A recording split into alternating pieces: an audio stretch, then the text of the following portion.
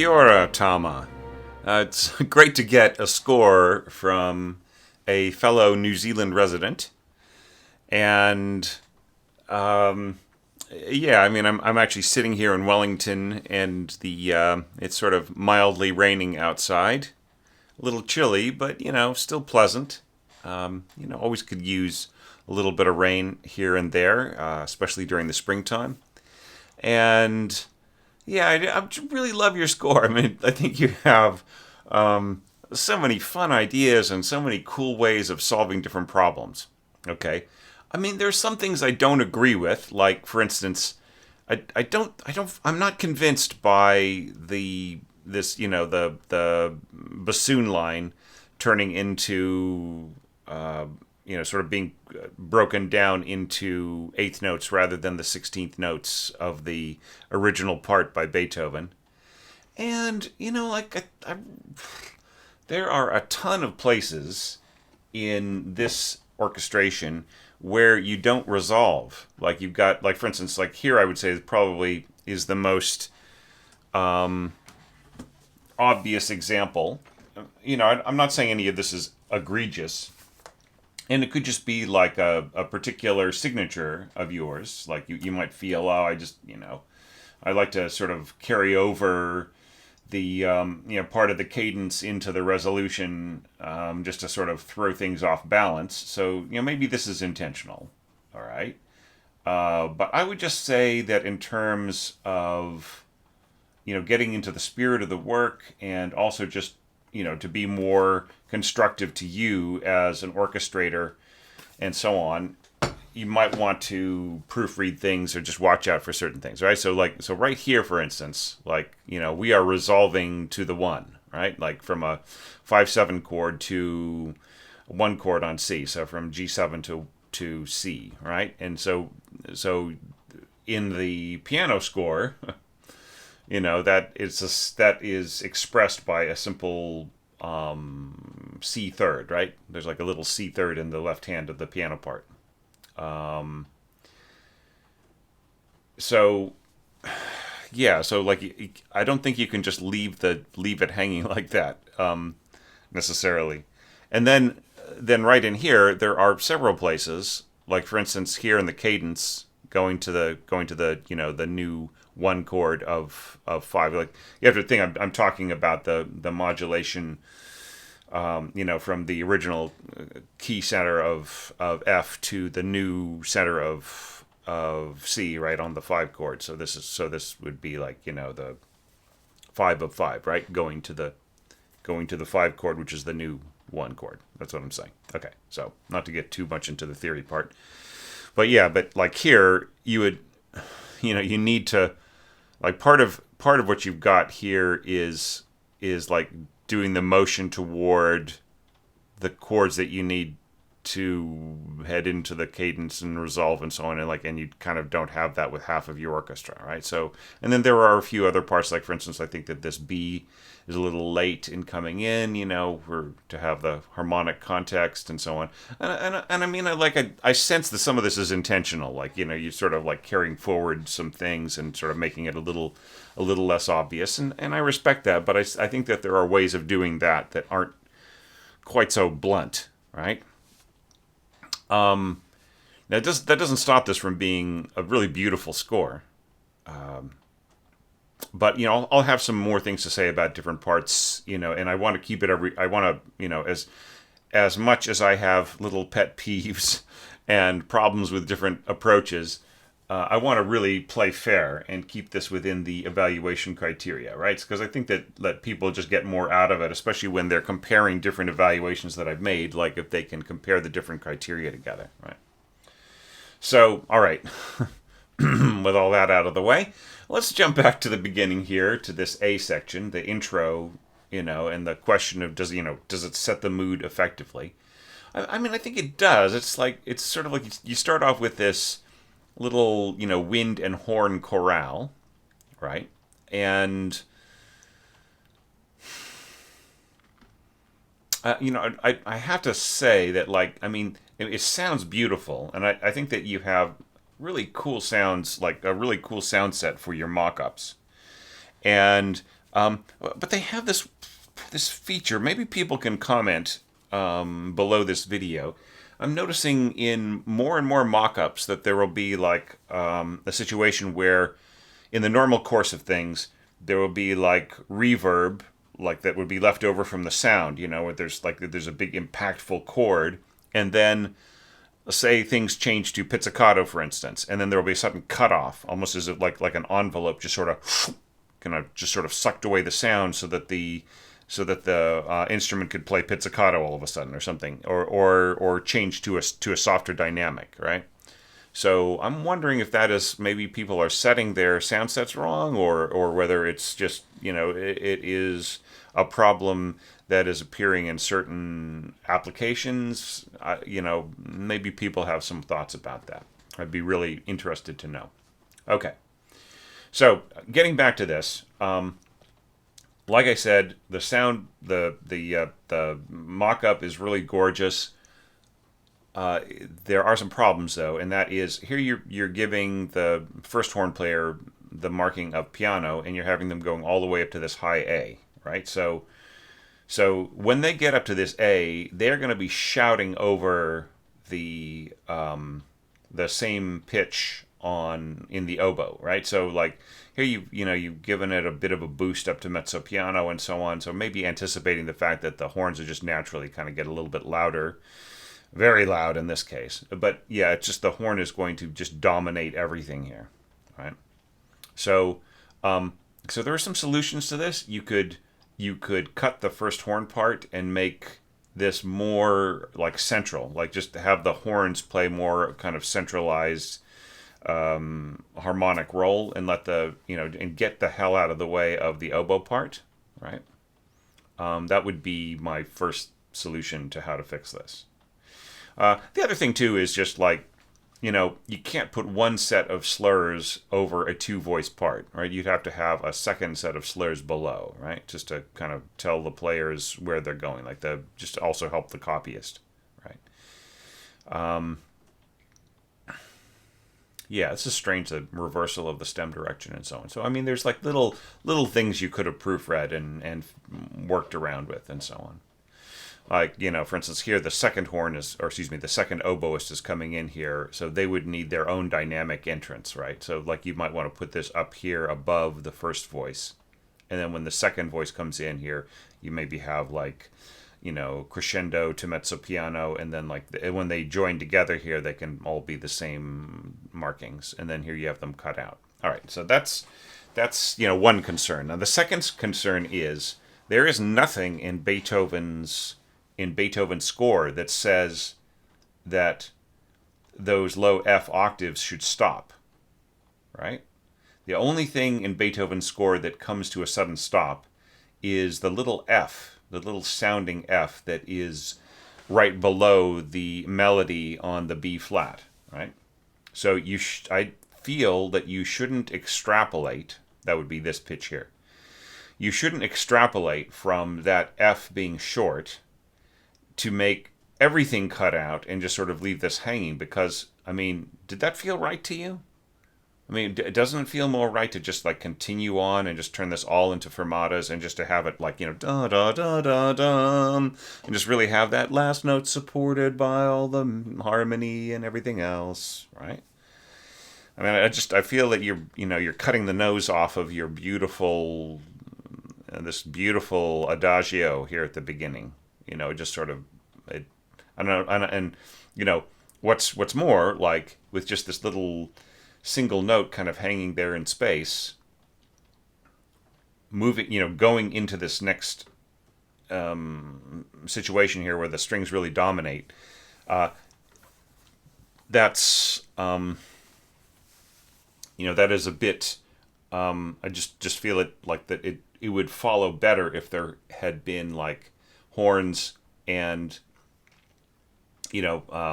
double reeds finishing, everybody finishing together, and then going into the to the string led texture going forward, right?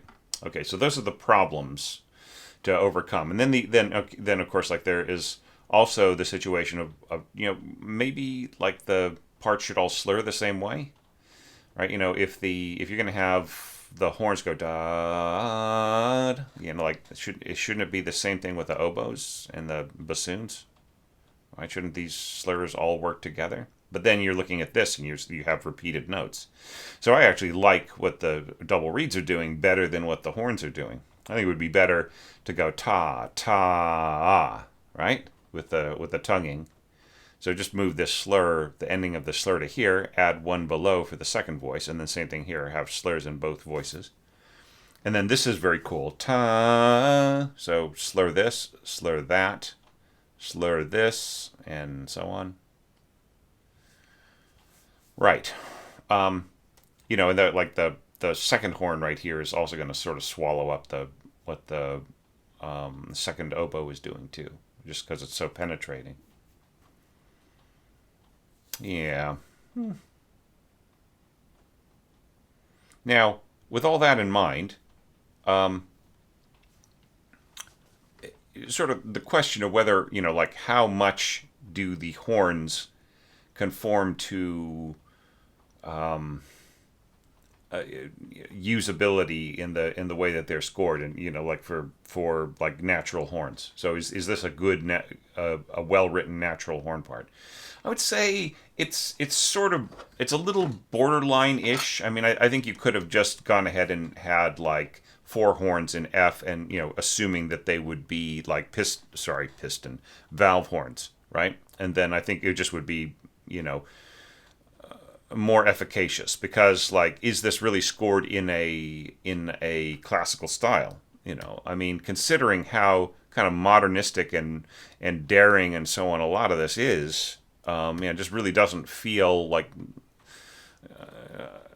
with respect, I mean, a lot of it does not quite feel like like a 19th century score, right? It's its own thing, right? You've got your own ideas about how you want this all to go. So I think with that in mind, this would just be like four horns in F, right? And assuming full range of chromatic, like chromatic pitches and everything else, and then you don't have to worry about sort of pussyfooting around, like like should I have a half stop note here or a fully stop note there, and so on. And maybe you weren't even thinking about that so much; you were just more dropping in the same instruments that were in my mock-up. But anyway, all right. But back to the question, does the intro set the mood effectively? And I think that it does. Just sort of like if you were to fix a bunch of things, make the slurs conform to each other, carry through these pitches into the fermata and so on, and maybe work on the balance problem between the first horn and the first oboe and so on. I think you could work this up, get it really clean, really, just really beautiful sounding, and then I think at that point I could say it was very, very effective. I mean, it already does, but this dropout here just leaves me hanging a little too much. All right. Okay, so now we're going to get into melody starting with elegance. Okay. And I mean, I appreciate that you have shorter phrasing and so on, like kind of perhaps respecting, the length of bows and so on. But like I think you need a little bit of coaching on how to concoct workable slurring for your string parts. Okay. So you may already be a string player, and if so, like I'm sorry, I don't mean to talk down to you or to splain to you, to string splain to you. Okay, but I feel that I almost see that there's some logic to this. Like here you're trying to keep this all up bow, so that there's a push into the crescendo, right? But I mean, still, you could also go like this. So slur for an up bow, and then a slur here, down bow, slur, up bow. You wouldn't be marking these. These are just like the slurs. So slur, slur. So you have your down bow, up bow, and then down, and then up here. Don't put a slur here. And then slur for down bow, slur for an up bow, and you catch the end of the crescendo in that up bow, so it gives it a little extra push. And then here, down bow on these three notes, and you could even go down and then up at the end. But down bow, let's say down bow on all three notes, and then you get the sort of fade out, right? And then just do that in all of these parts. This is really nice, the mezzo staccato right here. I think that is really great. See, it's like there are a few touches in here which make me wonder if you are a string player or have some experience working with string players. You know. Yeah. And I feel you may have taken my advice. Like, I think I advised in my pitfalls video about scoring Beethoven, turn up the first violins a little bit in the mix, right? So it feels like they're just a little bit too strong. Okay, yeah. All right. So does the melody start with elegance? Seeing as how it really essentially is a like a string melody, like the way that you've got this, you've done actually a pretty nice job. So like here's where this really does feel like 19th century scoring, in that you've got motion in the strings and you've got harmony in the winds, right? So that's textbook right there, and nicely done too. One problem though is this first flute part here is really going to be inaudible, right? Now, if you'd scored this with oboe, right, doubling this part right here, then, or clarinet, then that would have worked a lot more clearly. Like, the flute isn't really going to contribute much in terms of strength, tonal strength, until about right here, right? So like, above C and above, right? So C in the staff and above.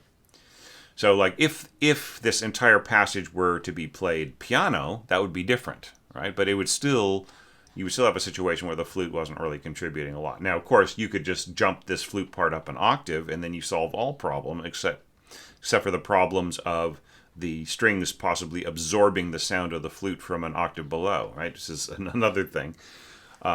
So I just feel like this is almost a throwaway, the first flute part right in here. Okay, just with the density of the scoring, it'll just absorb the flute thing, and even in terms of the flute adding a little bit of color, the color is going to be negligible, right? So that's the first thing to think about. Okay, I like the way that the horns are balanced against this lower wind scoring. I think that's nice. And see, with like 4 horns, you could have just completely reconceived all of this. There could have been a 4-part horn harmony, and then the bassoons could be helping out the bass, and then the and then these winds could be a little bit higher, or they could be combining with the horns in interesting ways, right? But yeah, I mean, I think you're trying to stick with period, and you were trying to see how far you could go with natural horns and so on. And but I mean, just think, like this is going to be stopped or half stopped, and the B is half stopped, and the A's, like you're starting off with these, these notes will really, the kind of the stopping on these A's is going to stick out, right? And, going to these B's and so on in both parts. So just like it's not the most opportune. Now that's not to say that I didn't make a lot of compromises in my natural horn parts too, but I really tried to use the consonants of the part to its best advantage, right? Which I don't feel that you are necessarily completely working with, right? So yeah, but I mean, having said that, there are some other entries where there are 4 horns doing harmony and the intros and so on, and they work with the natural, the natural pitches available in ways that are possibly more opportune. So just check some of those out. All right.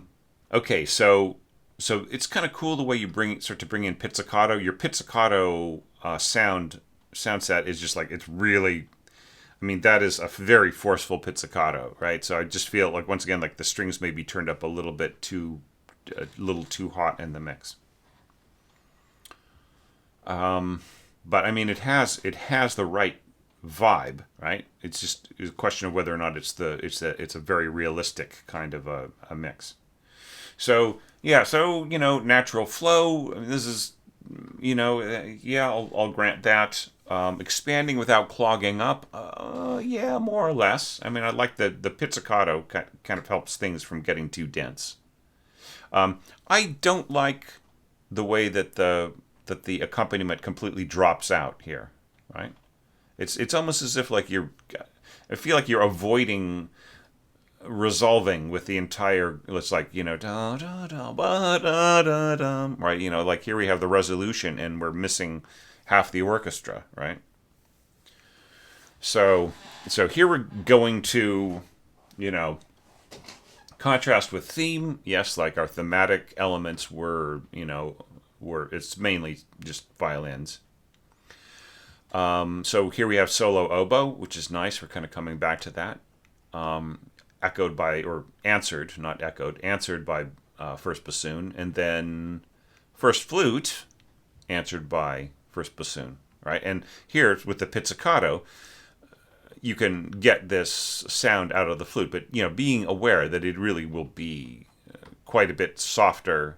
It won't have the same carrying power as the first oboe. So it might actually be good to mark the first oboe and the first bassoon part mezzo forte here, right? So that the flute can speak out a little bit, right? So that's just something that's pencil work that might be done in rehearsal anyways, right? So you just kind of catch it where it is. Now here, like once again, we've got a misperception of the strength of the flute part. But I will mention one thing, that the flute can actually get this B, right? That is a very common note now for most flutes. Practically all flutes have got the B foot now. At least professional concert flutes. I'm not so sure about band players and student players and so on, but I mean just pretty much every flute player that I've recently recorded with has got the B foot. All right, but B foot or not, you have the same problem here that you do here. Is that first flute just does not have the power to really contribute much of anything to this first violin line, right? And like there's the further issue that you have this beautiful, warm, full texture here with the added harmony from the winds and horns, but not here. Right, da da da da da da da da da da da da da dun dun dun. Like you've got the crescendo. I mean, the crescendo should be in all parts, shouldn't it? Right. I mean, it's in it's given in the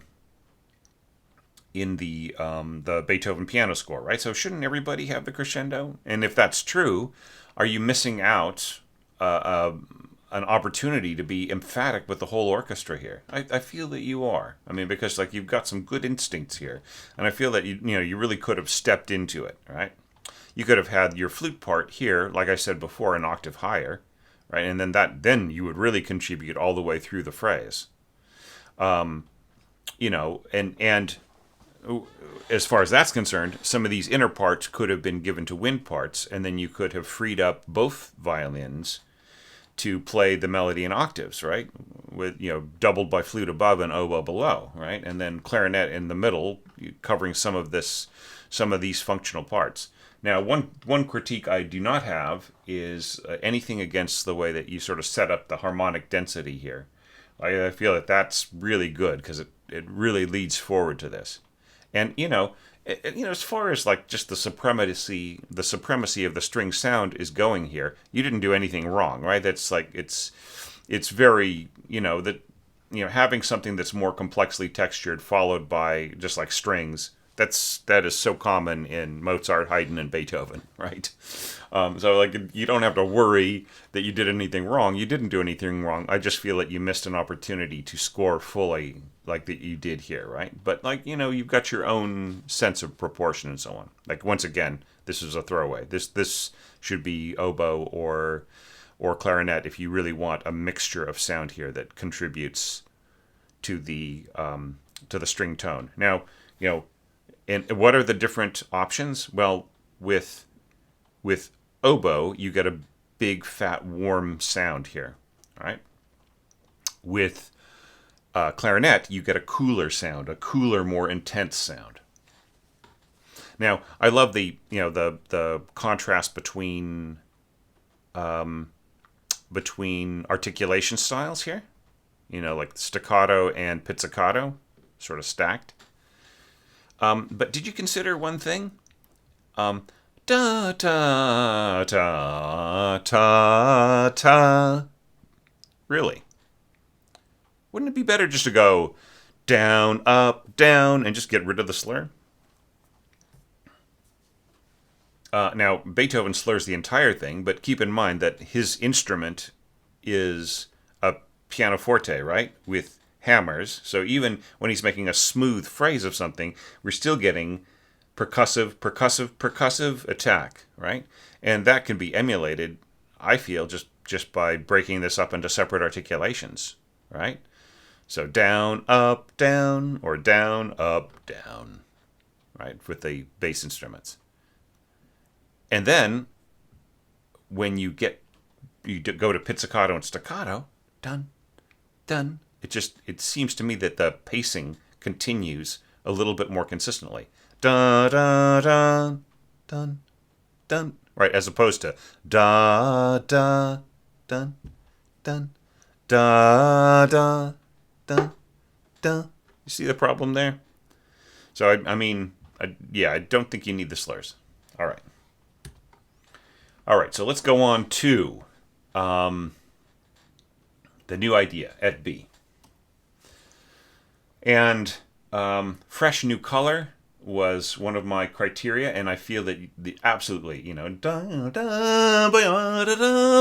and here, like maybe you had a situation with your mock-up, or where like it wasn't playing back the ornaments, right? Just like or maybe the ornaments weren't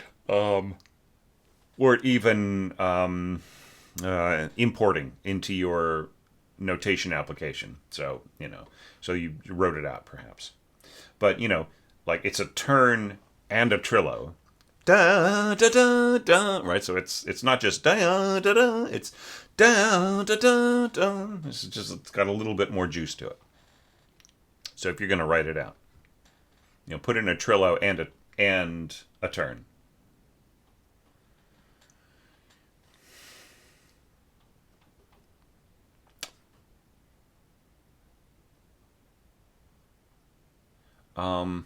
Yeah, so complementary timbre, just simple strings, and then here you go to tremolo. All right, so it's just really interesting, like how you deal with all this. Like, so instead of going da da da da da da da da da, you do these these trills here and the tremolo there, and you just get this really intense sound, like flute, crescendo to mezzo forte, and so you're just really going for coloristic effects here, and then just like the motion here, da da da da, ba dee da da, ba da da da. Yeah, so this is really great flute and clarinet scoring. I feel it's all very strong, in context with this. Like once again, like I said before, there are certain, like as the harmony changes, so should some of the other parts. Like for instance, this A held on for too long. Perhaps the B should have started here, and like once again, let's like I can't tell what is a stylistic choice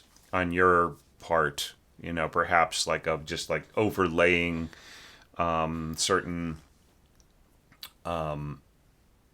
or like hanging on to certain pitches as you go into a chord change or into a cadence. I can't tell.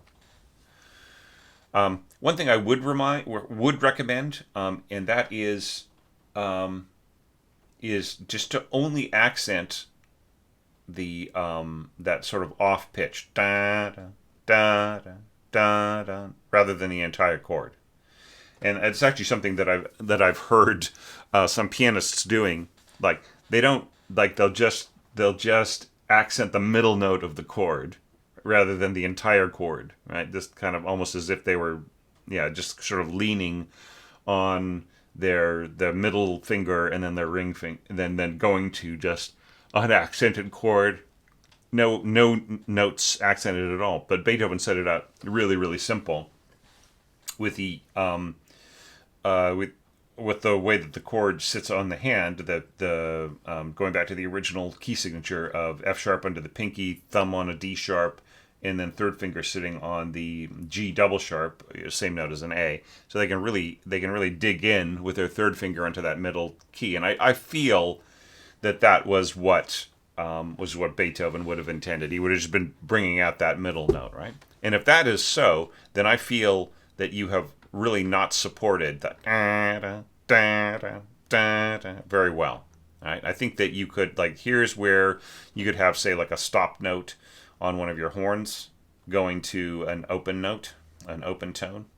Right? So, like, it'd be very easy to do with your C horn, right? Because this is a G, right? So, like, they could have a G sharp going to a G, so G sharp stopped, G open, right? Now, I realize that you are using your horns for something else, but this could actually be scored on the bassoons, right? So you get a very similar tone and much better control in this higher register. You know, I mean, it's an octave lower, sounding an octave lower, right? So this is just D and F, very simple notes for the bassoon to play in thirds, bassoonists to play in thirds. And then you can have your C horn go, or you could have both of them playing that, right, to really underline it.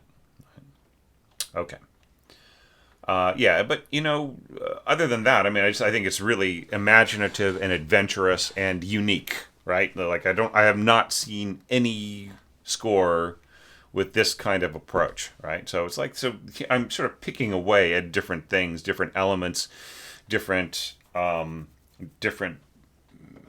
procedures and approaches and so on that you took here, and it's just an attempt to sort of see, like, how can we tune up this car a little bit. So so yeah, but like, just in terms of like the originality of it, I feel it's very much. Now, one last thing I could help you with, and that is, there is absolutely no way that this solo violin part is going to play much of a role at all here, right? Like, when you think about the density of the sound picture around it, these, the especially with the horns, right, and with the, like, all of this stuff dancing around above, and it's just not going to cut through with a solo violin. It would be better to go to divisi firsts, right? So just like have all of your firsts playing, and then maybe from here you have like your lower divisi, your sort of the inner part of each desk would play this, and then like the so divisi in two here, and then like the other half, the upper divisi parts would play these trills, right? So that would be one way of dealing with it, but I don't think a solo violin will be heard at very much, if at all, right? Yeah, like to get solo violin parts to speak, you either have to have like a really broad differentiation between the accompanying texture and the violin solo part in terms of dynamic strength, right? So like the accompanying texture would have to be incredibly soft, or at least softer, right? Or it would have to not be too busy, right? Those kinds of things. Or you have to leave space. You can have everybody being strong and active and exuberant and so on, but you leave space, and not just space around the pitch, the actual played pitch, but in terms of the resonance of the instruments playing. Something you'll notice in very, very good scoring for violin concertos is that the composer has kind of worked out what kind of an accompaniment would shine in a way that it has a beautiful resonance behind the violin solo, but it doesn't, that resonance doesn't interfere with the actual resonance it doesn't absorb the resonance of the solo part, right? So, who does that great? I'd say Brahms, Tchaikovsky, Sibelius, Not so much Stravinsky. Like Stravinsky, I would say that's not the greatest example of that. Samuel Barber to a degree, but yeah, and then some of the older examples, Bach, Mozart, Beethoven, you know.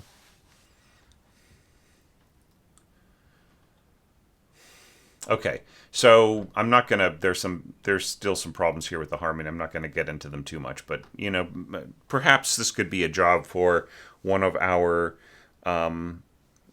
more experienced harmony experts out there might have a little bit of advice. Please couch it gently and in the spirit of appreciating the finer points here, the nicer elements to this, the adventurous spirit and the imagination and everything else. That would be very much appreciated.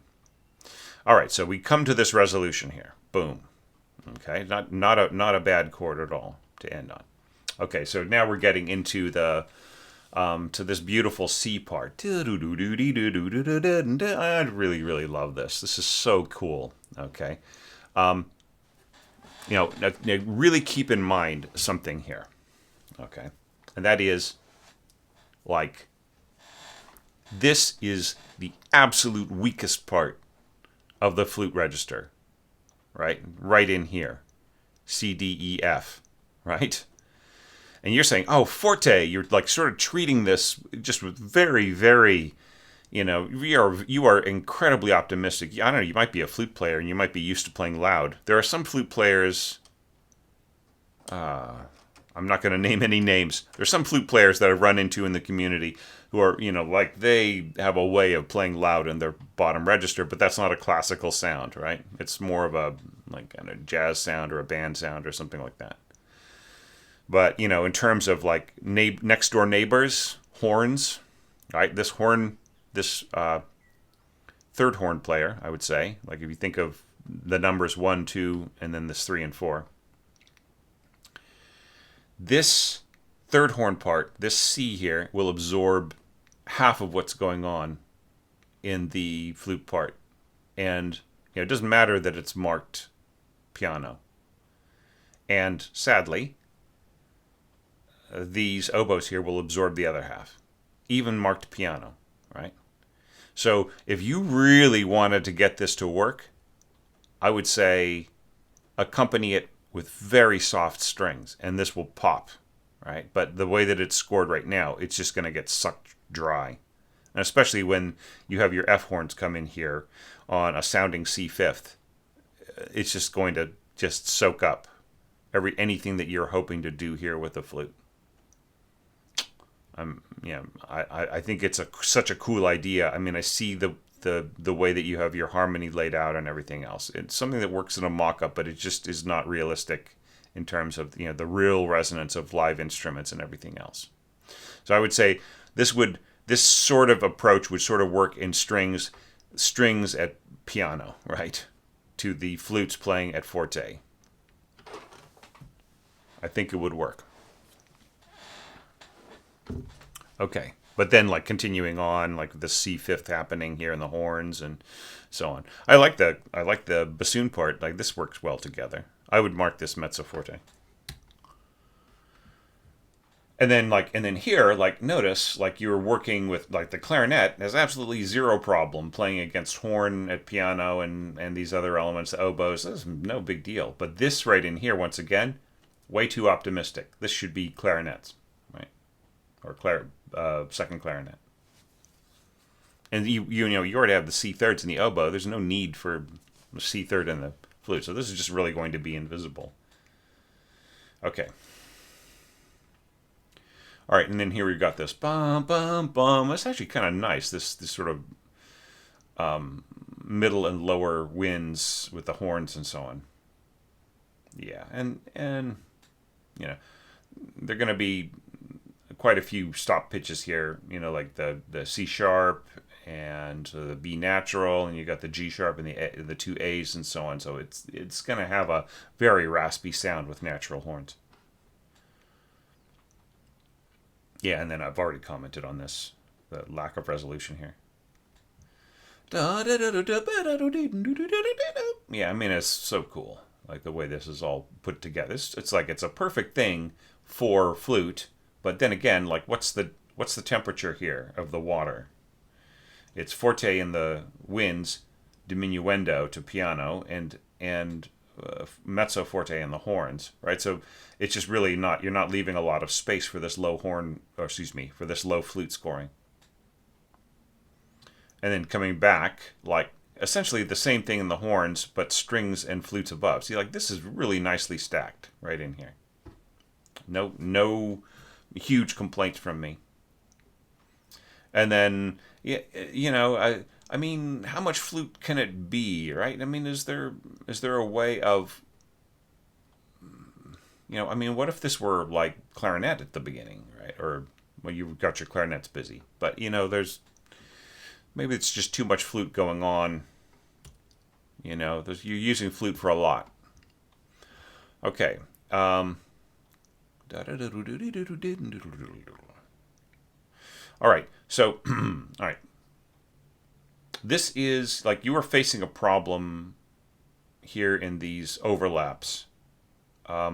This is something that with the rise of the importance of the second player and the more demanding scores for flute sections and things like that.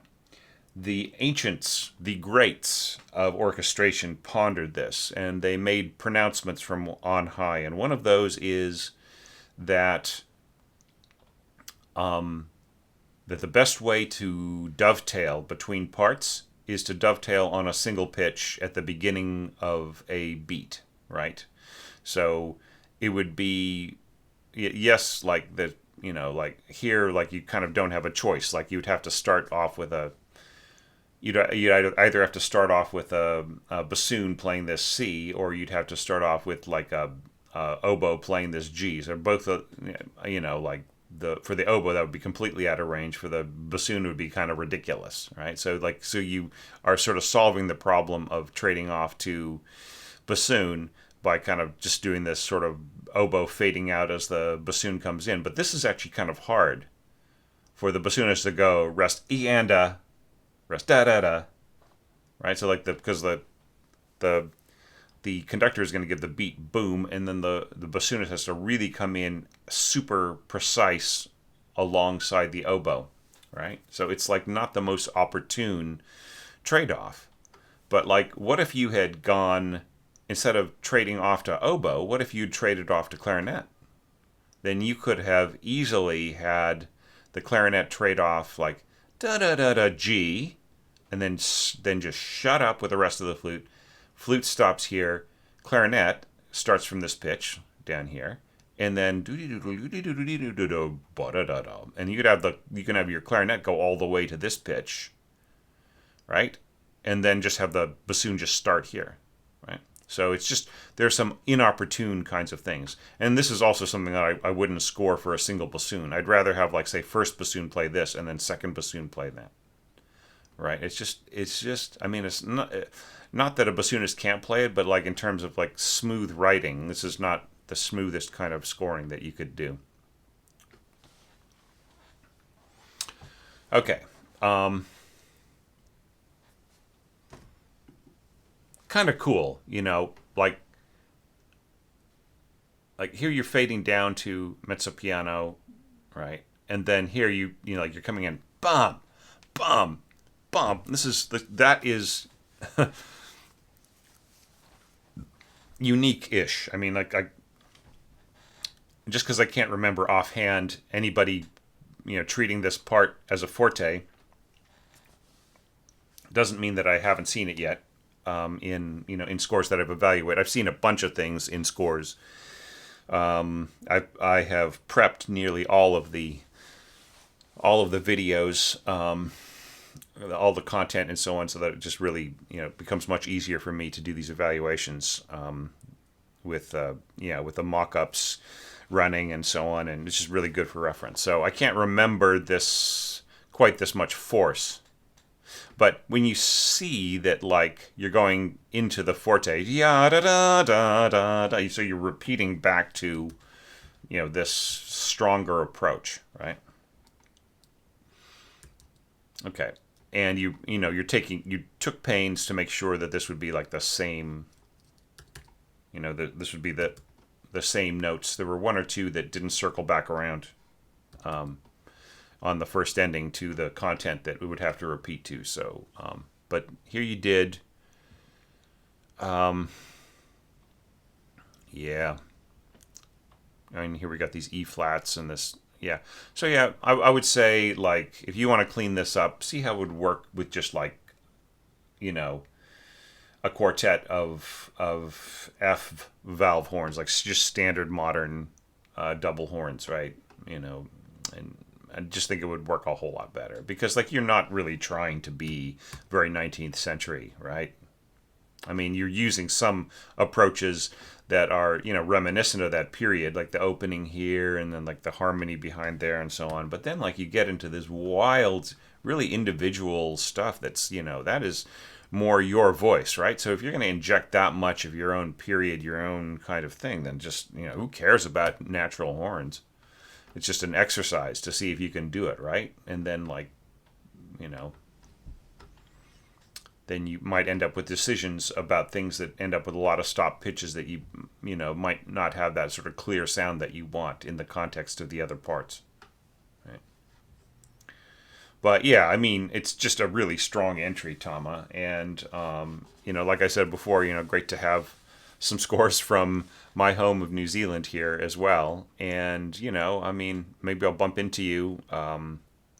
I don't know if you are planning on going to the Cairns workshop, if that's part of what you're doing.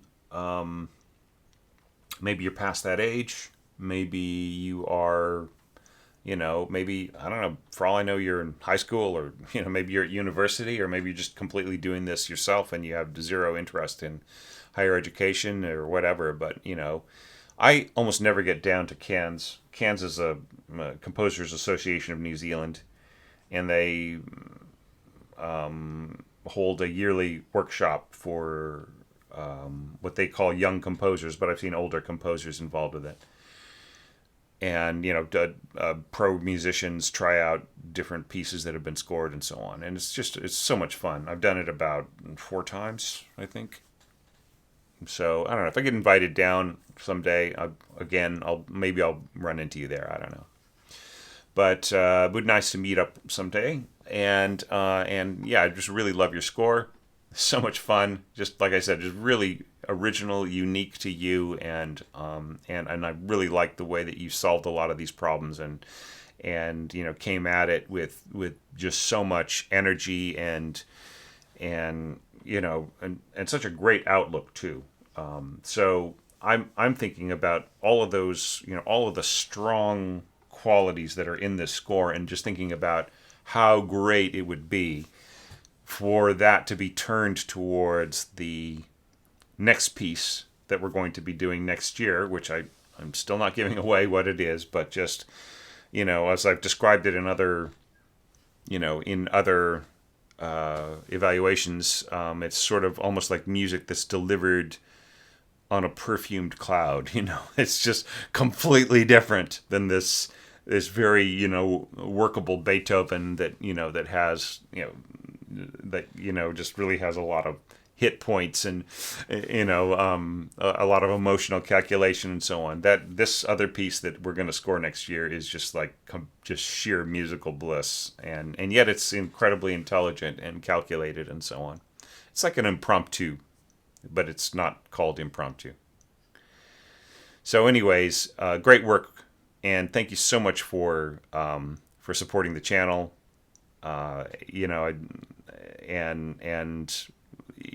What is there left to do but engage with people who are going to leave comments under this video. And if you've got the time, I really hope that you do, especially with your insights here we're seeing in this score and your interest in things, for you to join the conversation under other videos, especially for this group, this sort of dotted semi-brev group, which we got a ton of entries for, taking things all the way up to the repeat.